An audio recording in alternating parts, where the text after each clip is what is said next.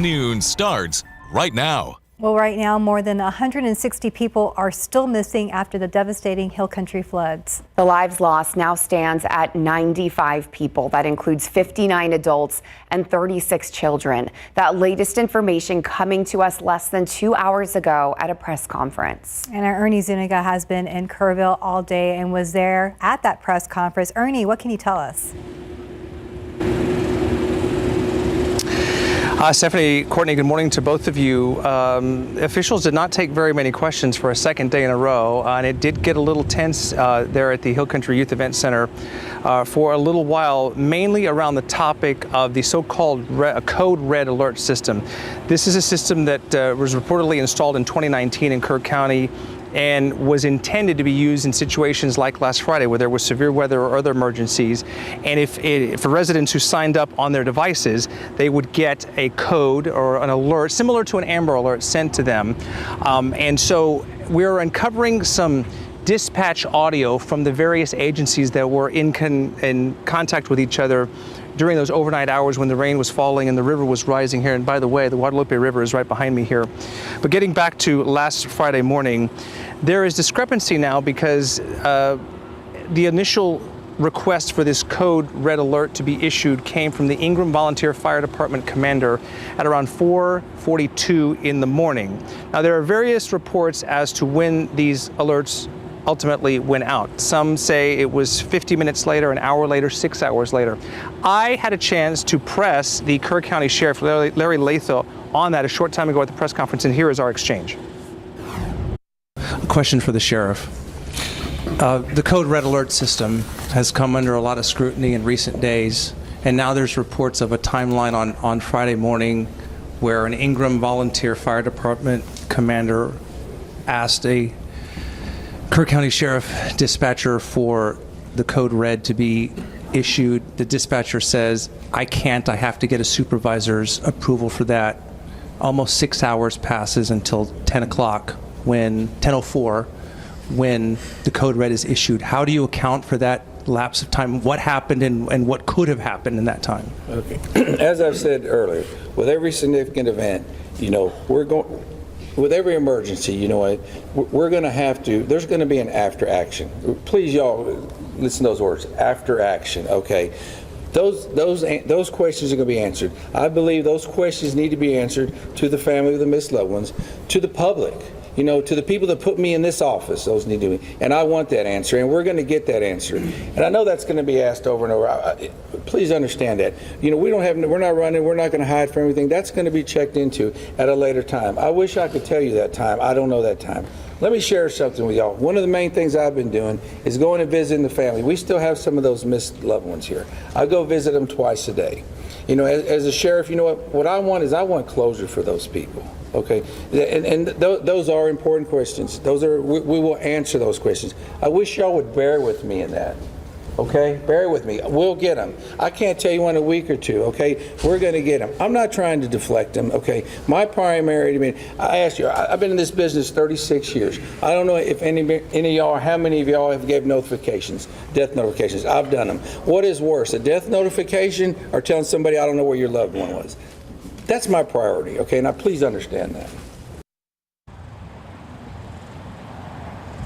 Now, to be candid and to be frank, not everybody loved that answer, but I do want to be fair and transparent with the sheriff because just in the last hour or so, since that press conference wrapped up around 10:30, I personally have received correspondence and screenshots from at least one homeowner here in Kerr County, who received, and it's time-stamped, received her Code Red Alert at around 5:54 in the morning.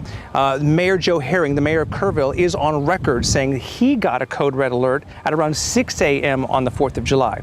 So bottom line is there was a delay. We know at least the delay was a minimum of an hour and 12 minutes, and in some cases up to 6 hours. And so that is why a lot of people are having a hard time coming to terms with that discrepancy in time, whatever the delay is, and the imperfections with the Code Red system. That is where a lot of the frustration lies right now. So again, they only took a few questions this morning before they left and said that this would be their only press conference of the day. So we will certainly continue to press these officials on that as the days and weeks pass by. I'm going to get out of the way just to show you here as I toss back to you guys here what's happening in the distance behind me. There are a number of people from San Antonio who are here and they have a very morbid and unpleasant job to do, but they are doing it with the best of intentions, and we're going to outline that coming up in the next half hour as a helicopter flies overhead here on the Guadalupe River. For now, that's the very latest from the river in Kerrville. I'm Ernie Zuniga, KSAT 12 News, and we're going to send it over to Devin Karp now. He's been in Ingram all morning long talking to those residents, hearing their stories, and just learning about all of the well wishes and acts of volunteerism and heroism that are unfolding there. So Devin, good morning, or good afternoon to you rather. Yeah, Ernie, good afternoon. You know, speaking with some of the volunteers this morning, they say that some of them have been out there every single day since the 4th of July when this started, and they're going to be here as long as it takes to keep assisting both the victims and the people who were affected by the floods, along with the first responders who, as you mentioned earlier, have a very morbid but necessary job to do with helping to locate the missing people. Now, I want you guys to take a round to look at this. I'm actually standing on the foundation of a house, or what used to be one. This was washed away by the river floods here, and you can see the direction of all of those trees, the natural debris from the vegetation, the wildlife has really been affected here. The areas where the houses once were, including this one over here, that the foundation was picked up, slid across this area here, and quite frankly almost looks like something took a bite out of it with the chunk of it missing. This is something that has been affecting neighbors and will affect them for a very long time to come, not only with figuring out their possessions and finding their family and loved ones, but trying to understand how they're going to rebuild, especially with limited resource and people in demand for these kinds of crews. But still, if you look around here, you're going to see Texas flags still flying, waving high, including efforts from first responders. We were able to speak with some who say that they've crossed state, even country lines to come here to try to help out other first responders, as one firefighter put it, his brothers, in this tough job they have. We're going to follow up with them coming up later on at 12:30. But for now, I'll go ahead and I'll send it back to y'all. Devin Karp, KSAT 12 News. Yeah, thank you so much, Devin. And as that cleanup gets underway, you know, I was there yesterday, the sun came out. It is very hot out there. Yes. And a lot of folks out there just hoping to dry out. So what's the latest on that? I know we need to keep an eye on it. Yes, and some good news. We are planning to dry out, but that doesn't arrive till tomorrow. Now, the sun is also not going to be in our favor. It's going to keep our temperatures warmer. We're already seeing that extra moisture and that extra humidity in the air.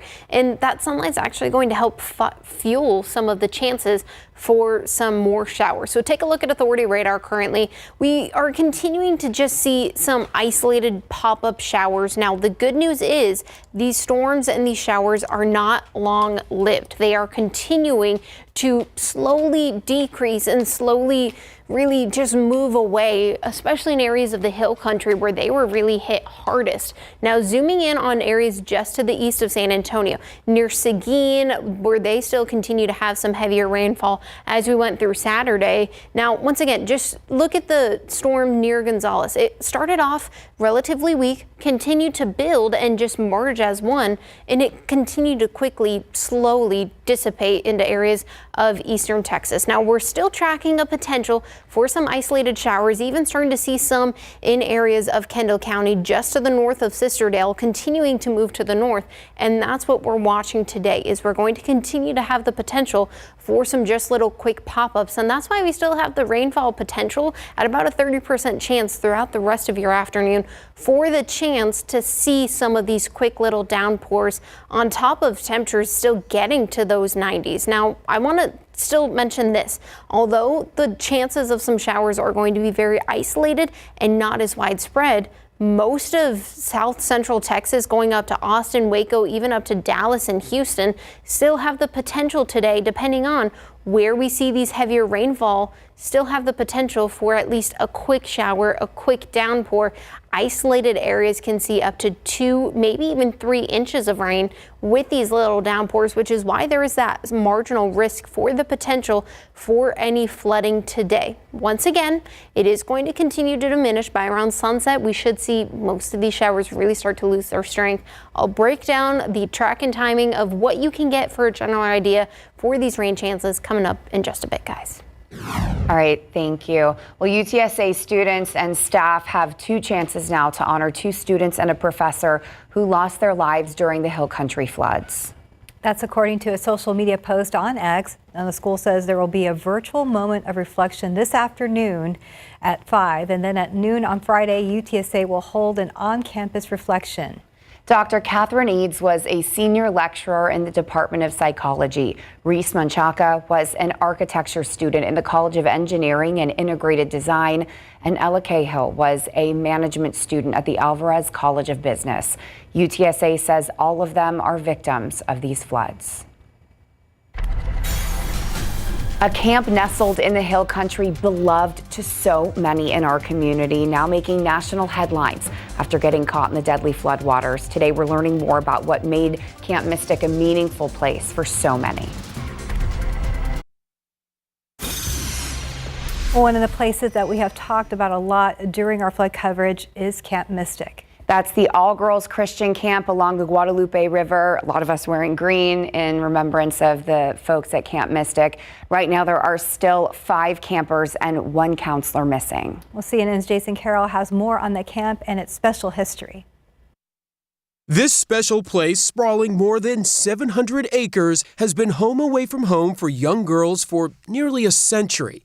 Camp Mystic video showing a caring place where lifelong friendships have been built for generations. I loved every moment of it and never wanted to leave. Claudia Sullivan still remembers her first day of camp some 60 years ago in 1964 when she was just 14 years old. And she still remembers the cabin mate she almost had. I was actually supposed to be a cabin mate with Lucy Johnson, but her father had become president just a few months before, and she didn't get to go to camp because there was no place for the Secret Service to stay. By attending Camp Mystic, Sullivan joined a long legacy of young girls who spent summers in Kerr County, Texas since the camp was formed back in 1926, including Lyndon B. Johnson's daughter, Lucy. It's a place where you came to love and be loved. Johnson paid tribute to Dick Eastland, the camp owner and director who perished while trying to save campers. His family has run Camp Mystic for 3 generations. One of the things that was so magical about Dick Eastland is that he would find even in the little girls like myself whose skills were not necessarily athletic and who had yet to kind of find themselves.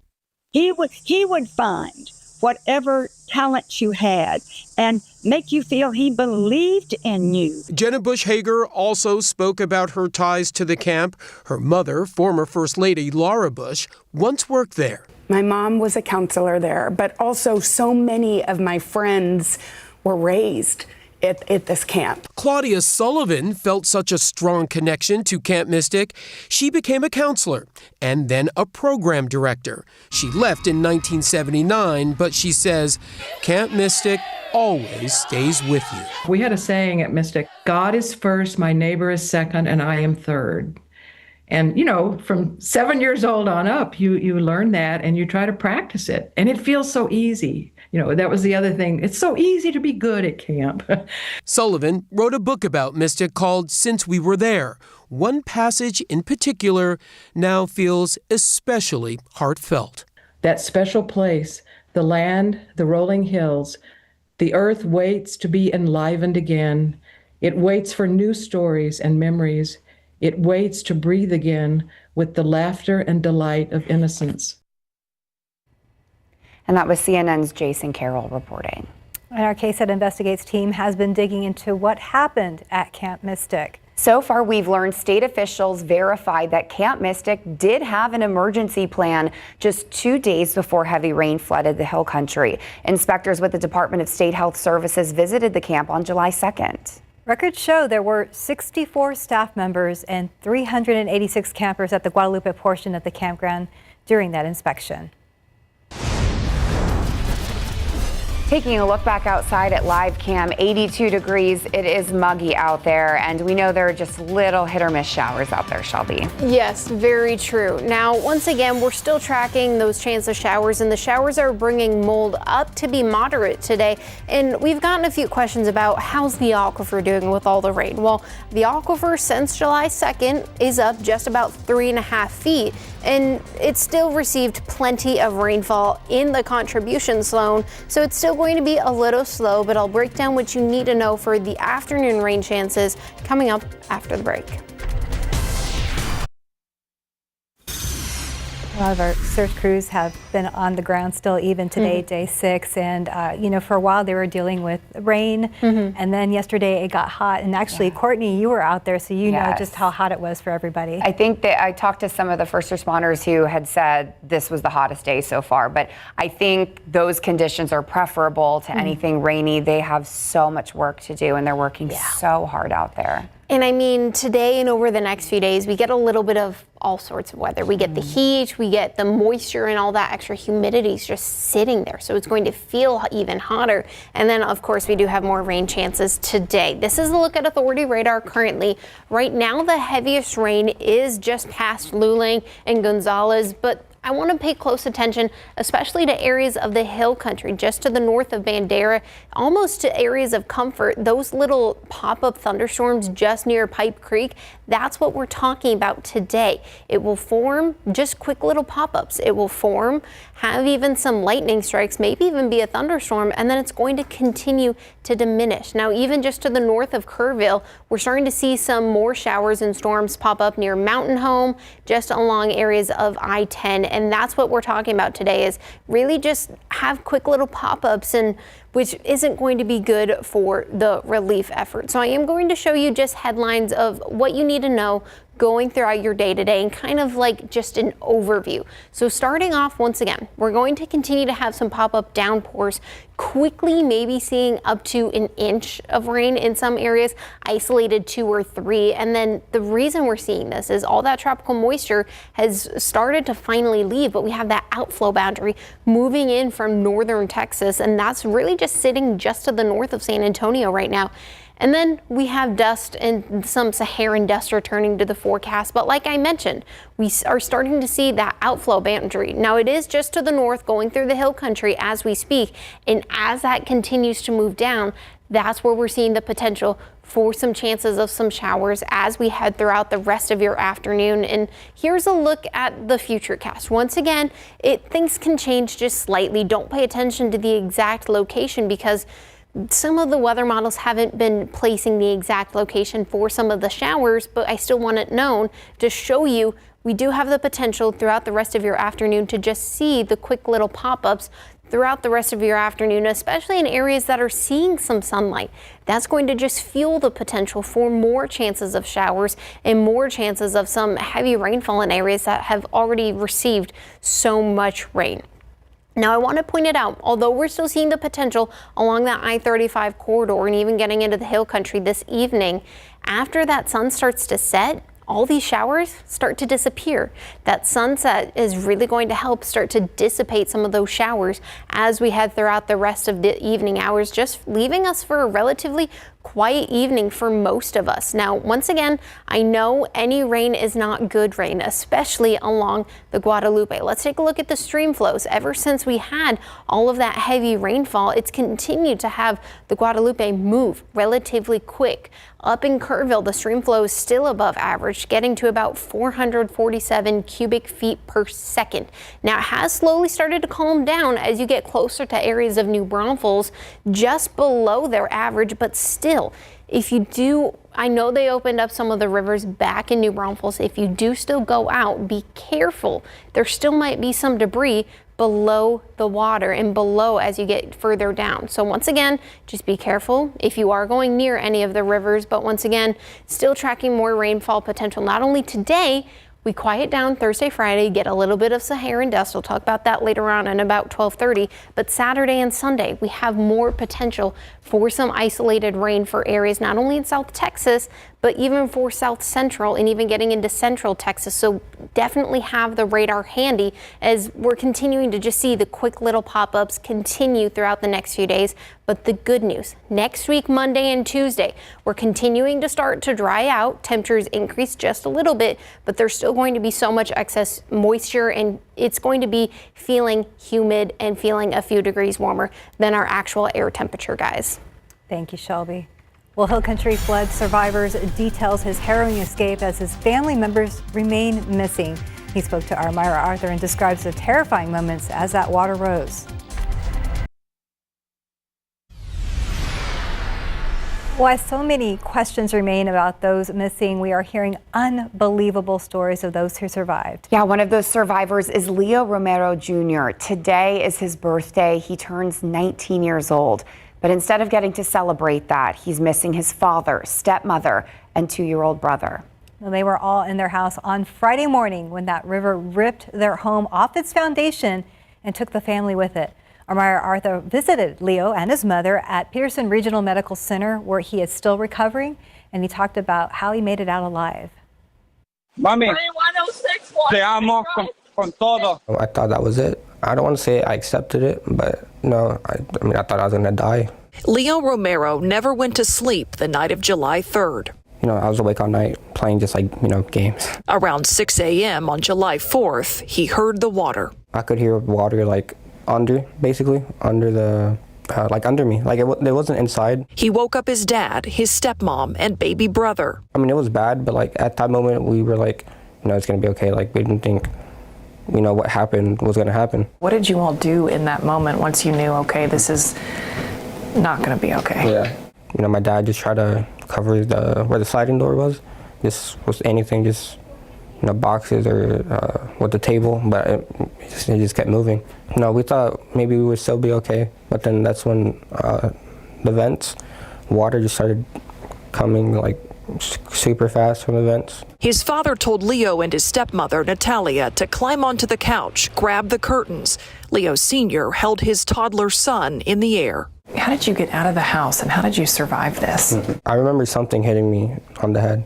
How I recall it is the roof fell, but just next thing I know, house is gone, so I'm just in the water, just grab whatever. I wasn't really able to hold on to it. I just kept going. I think I just hit a lot of rubble, just parts of houses, trees. You were just stuck in debris, things coming down the water. Yeah. How did you get out of the water? The firefighters. Yeah, I was there for 4 hours. You were there for 4 hours? You haven't seen your brother or your stepmom or your dad since Friday morning. But you told me that you're holding on to hope. Yeah. We have basically the whole family, searching. Neighbors searching. I'm glad I'm safe. But it does, hurt knowing that still don't know anything about, my family. Unbelievable bravery in telling that story, so thank you to Leo. Now, although we have met so many helpers and well-intentioned people during our flood coverage, major events like this also bring out scammers. What to be aware of to keep yourself safe. Well, our crews have been out there all week in Hill Country to see all the devastation by the flooding, and we checked in with our Ernie Zuniga earlier, who had given us an update about the press conference. Yeah, and we're hearing, Ernie, that you have contact with State Rep Josie Garcia? As a matter of fact, I do. She happens to be standing right here next to me, and we were talking about the governor mentioned the special session that will convene in Austin in a matter of days, and this has to be, I would think, top of mind when you get to Austin. Oh, absolutely. I sit on the Energy and Natural Resources Committee for the state of Texas, and we definitely have a lot to talk about when we reconvene. So outside your normal role as a state rep, you are helping to lead a delegation and some groups of people who are kind of in the distance behind us. They're down below. And then I teased this earlier. It's a morbid job. It's kind of almost a sickening job, but it's a job that has to be done in the most gentle, delicate, respectful terms terms, can you explain what they're doing down there right now? Absolutely. We set up camp here in Kerrville on July 6th. Immediately upon the news of the flood, we represent Military City, USA. I'm a combat veteran myself, and thank you, sir. It's an honor. But our community, we're trained for these types of situations, and so we had a coalition of people that came together and had faith in me as the state representative that serves Military City, USA, and we connected with Representative Wes Verdell, who is my colleague in the House. Him and I are Air Force veterans, and so when this tragedy occurred, my first instinct was to call him and to check on him and his family and to give them our prayers and to let him know that as his battle buddy, we had his back. And so we deployed on the 6th of July with about 20 volunteers in support of these efforts in conjunction with Grunt Style, VFW, Post 7108. You know, we all came together and found the place in comfort where we had been told by the local community that it hadn't been searched. In those efforts, we've been able to expand our efforts to partner with not only boots on the ground with Ingram Park Police, or Ingram City Police, but also with the Kerr County Sheriffs. And our efforts have allowed us the opportunity to have 5 search and rescue teams. These search and rescue teams, like you see in the back, are made up of combat veterans, of construction workers from San Antonio, but also from as far as Kansas, who brought their resources here, such as military working dogs. These are industry professionals who are lending their time to be boots on the ground at tragedy.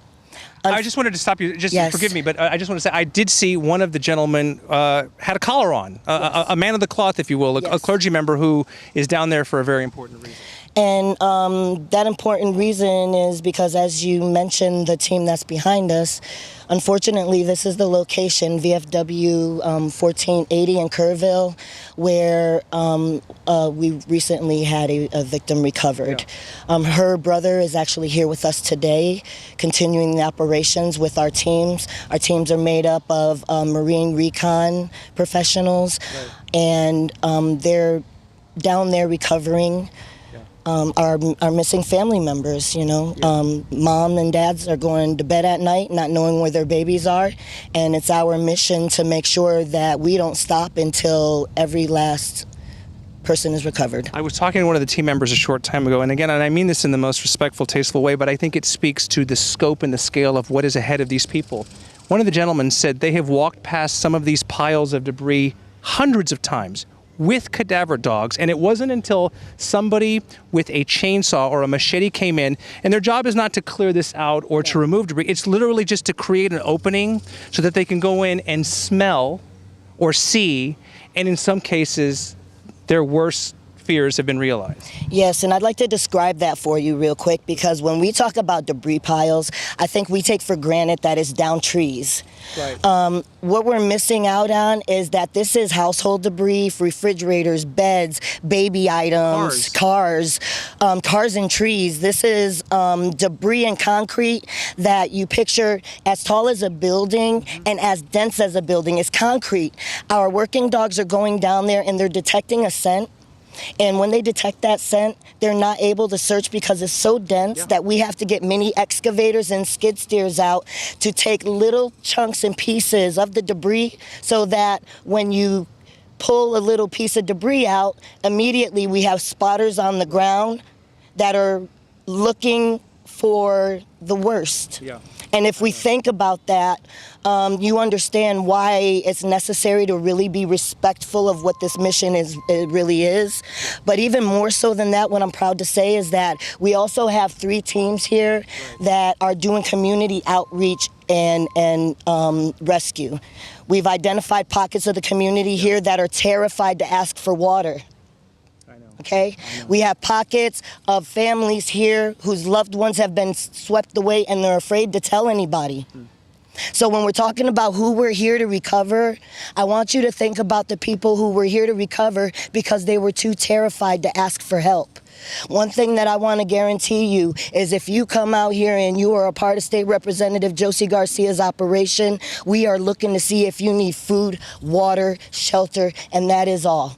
I don't know what the scope of the news is showing in terms of the devastation here, but we can't even begin to describe to you how massive this is. And when we talk about people's belongings, we're seeing people's entire worlds in these murky, infested waters. I know. Hey, listen. Hey, we're doing our best. We're doing our best. Thank you. And I appreciate you. Sorry, so I get really no, it's okay. So I get it, and I appreciate it. And I'll let you go back to your very important work. The mayor, thank you, Representative Josie Garcia. You know, the mayor of Kerrville came on earlier, and the police chief, or the sergeant with the Kerrville Police Department, said, "Why is this taking so long? Why is it such a painstaking task?"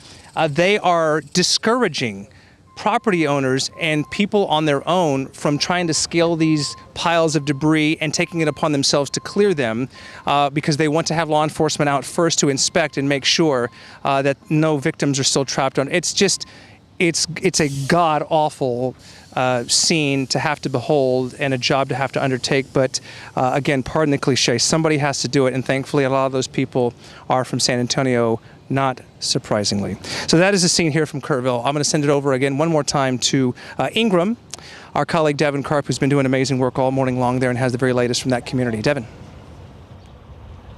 Yeah, Ernie, well, if you take a look around here, you can see this is the aftermath of a lot of what some of these searching crews are going through. You can see right there are some neighbors over there that have been going out and about making sure that people have enough food as they need. But it might be a little hard to see. First off, you can see the damage done to that car and that house, which was taken off of its foundation and slid down this property here as the river waters inundated it. But there's a lot of orange spray paint on some of them. They're going to have a big X on them with KFD, Kerrville Fire Department. They're just one of the many agencies that are out here, out and about, surveying some of this damage, looking for any of the survivors or the missing people. Because if you check out around here, you can truly see just some of the scope of the devastation that's left on the water here. All of these trees facing down, forward, almost completely uprooted, some of them still in the ground over here. But this is just an example of how much water really inundated through this community and how many people it takes to put together. Earlier this morning, we were over there at the City West Church over in Ingram. Now that's kind of become one of the hubs for first responders out there, including firefighters from all across Texas, all across the country, even some making their way across country lines. We were able to speak with a crew of firefighters who came up from Mexico upon hearing and seeing some of the devastation. They say it's not completely unordinary for them to come across country lines for something of this magnitude. They've done training exercises in the past, but they say once they saw the scope of everything, they knew they had to do this, not only for the people affected by this flood, but who they say are their brothers. It's a really sad situation. Once you see all the area that got swept by the river, it's a really sad moment to witness. But the thing is, here we're here to help our firefighter brothers. Now, I've spoken with numerous first responders who say they're going to be here as long as it takes and enjoy seeing their neighbors step up to help one another, whether it's donations of food, water, shelter, even just giving someone a pat on the back or a hug to say that they appreciate what they're doing goes a really long way in these communities. We're going to continue to cover this throughout the rest of our time here at KSAT, far, far into the future. But one thing I do want to point out here is even through all the devastation, you can see neighbors caring about neighbors. I mean, these might have even people that have dealt with the same damage their neighbor has, but they're still stepping up to offer what they have. It's a sign of how close-knit this community is, and an often tourism and service-based industry that's around here. They don't stop taking care of their people, even when the tours may stop, even when the holiday may be over. They're here for the long run, and they're here to take care of the community. I'll send it back to y'all over in San Antonio. Devin Karp, KSAT 12 News. Devin, thank you for your live report in Ingram, and also thank you to Ernie Zuniga for his live report from Kerrville. And you can see it's getting warmer for the crews out there continue to work in the Hill Country area, Shelby. Yes, it's continuing to increase our temperatures. I'll break down what you need to know after. Well, Kerrville Mayor Joe Herring Jr. announced yesterday they have received so many donations since the devastating floods moved through the Texas Hill Country that they are now having to come up with a new system in accepting donations. And with so many people wanting to give right now, Randolph Brooks Federal Credit Union is sending out a warning about people looking to take advantage of those wanting to help. RBFCU Senior Vice President of Central Operations, Brian Munster-Tiger, tells us that scammers set up fake websites and create links on social media to get people to donate to places that are not charitable groups. So here's what you should look out for. You want to make sure it's a reputable company. If you're getting a text message, if you're getting a phone call, you have to keep in mind that those numbers can be spoofed, even if you see that, oh, it's a local phone number. Well, Brian says that scammers are also looking to take advantage of those looking for assistance, and here's some advice on that. So make sure that you're doing your research. Don't just click on something in social media. Be sure to go through the normal channels when asking for assistance once that rebuilding starts. Take a look outside with live cam. We're still seeing some sunny skies and some rain chances already starting for areas of South Texas. I'll break down what you need to know coming up after. Thank you so much for tuning back. We're still tracking the potential for some rain, and even take a look at Authority Radar as I zoom out. Most of the lightning strikes and most of the rain is in areas closer to Central Texas near Austin, or even getting closer to Houston. But right now, through just the greater San Antonio metro, we're tracking a few showers moving off into areas of Guadalupe County, still seeing a potential and seeing some sort of showers in the Hill Country where they're still trying to do some pickup. And I know we've received plenty of rain over the last week or so. Now here's the current lake levels. I know that the Guadalupe goes into Canyon Lake, and a lot of people have been asking about the lake levels, the aquifer. Well, Canyon Lake is actually at about 63.5% full. Before the July 4th floods and the rain, they were only at about 48% full. So definitely having a good impact for Canyon Lake, and they can still receive more rain. Remember, Canyon Lake acts like a catcher's mitt, so all the rain from upstream just kind of sits in there. Medina Lake, up from about 2%, is now at 5%. And then in Central Texas, they also received heavy amounts of rainfall. Lake Buchanan is about 81% full and only has about 8 feet left until it really hits the conservation pool. Travis Lake still at about 67%. So there is still more potential for how much rain they can still get in all of these lakes. But once again, we're still tracking the potential for some rain chances. Take a look at the Futurecast. I know I showed this earlier, but I want to show it again for people who are just tuning in, just so they know what they need to know for the afternoon. We're still tracking the potential for just some quick pop-ups. Don't pay attention to the exact location. Once again, it's going to be very isolated, and they're going to be short-lived as we head throughout the rest of your afternoon, even to the evening. But the good news, by the time the sun is starting to set, we're going to see these showers really start to lose steam, and then we go into a very quiet overnight hour, especially because a lot of areas need it. Now, once again, in case you missed it earlier, the stream flow areas along the Guadalupe, yes, they are still having that fast moving in that stream flow. They're not seeing any flooding as of now. We're continuing all through Kerrville, Comfort, Spring Branch to see the stream flow, the rate at which the water flows, still relatively fast, even at Spring Branch, getting to about 844 cubic feet per second. Now, in New Braunfels, they are continuing to just be below average, but still have more rain chances on the way. Granted, it's going to be very isolated.